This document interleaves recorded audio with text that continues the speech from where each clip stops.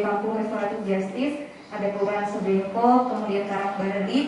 Sosialisasi terkait restoratif justice atau keadilan restoratif yang mengedepankan penyelesaian perkara atau masalah hukum dengan mediasi terus dilakukan di Tarakan. Keadilan restoratif dianggap penting bagi masyarakat agar hukum yang berkeadilan dapat terwujud. Sosialisasi tentang restoratif justice atau keadilan restoratif digelar bagian hukum Sekretariat Daerah Kota Tarakan bersama Kejaksaan Negeri Tarakan di Kelurahan Karangbalik.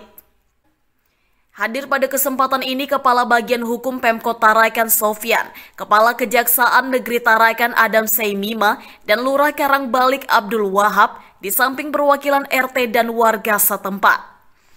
Kepala Kejaksaan Negeri Tarakan Adam Seimima menyampaikan jika restoratif justice sangat penting bagi masyarakat, terutama dalam menyelesaikan suatu perkara agar pelaku tidak sampai masuk ke balik jeruji atau mengedepankan mediasi antara pelaku dan korban.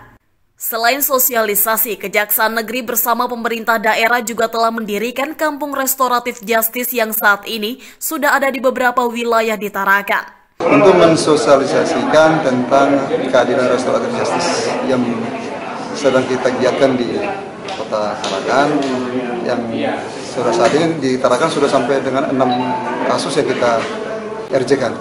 Selain itu memang dalam misi RJ ini juga kita titipkan kasus-kasus persoalan penalatan rumah tangga yang memang lagi marak, yang menjadi penyebab terjadinya kasus-kasus narkoba di kalangan anak-anak, termasuk seksual bebas. RJ itu saya pertama yang penting itu pertama pelaku baru pertama kali pidana, terus ancamannya tidak lebih dari 5 tahun, kerugian negara tidak sampai, kerugian yang dialami tidak sampai 2.500.000. Kemudian yang penting itu adalah perdamaian antara para pihak.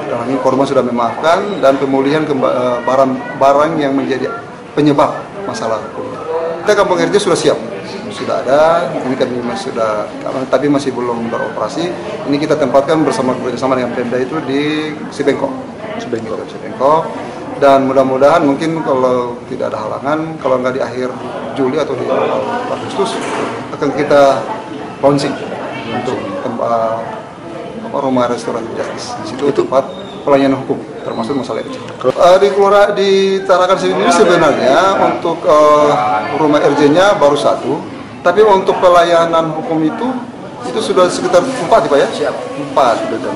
Itu di Selumit, Kampung 4, sama di Karangbalik ya, sama di Juwata. Sama-sama dengan Pemda dalam hal ini bidang hukum untuk mengenalkan masyarakat taat hukum. Intinya taat hukum. Sehingga masyarakat tidak pernah memahami ketika mengalami permasalahan hukum, tidak main hakim sendiri, tapi bisa melakukan hal-hal atau tindakan-tindakan persuasif bekerja sama dengan Pemda dalam hukumnya maupun dengan kejaksaan untuk mencari solusi terbaik. Penyelesaian perkara pidana dengan prinsip keadilan restoratif atau restoratif justice sudah diatur berdasarkan Peraturan Kejaksaan Nomor 15 Tahun 2020 tentang penghentian penuntutan berdasarkan keadilan restoratif. Jika dijalankan sesuai aturan dan ketentuan yang berlaku, restoratif justice pun dapat menghapus stigma di masyarakat bahwa hukum bagaikan pisau yang tajam ke bawah namun tumpul ke atas. Namun demikian, untuk restoratif justice ada beberapa syarat yang sudah ditentukan dalam aturan. Di antaranya pelaku baru pertama kali melakukan tindak pidana, kerugian di bawah 2,5 juta, ada kesepakatan antara korban dan pelaku, serta ancaman pidana tidak melebihi dari 5 tahun. Tim Liputan, TVku.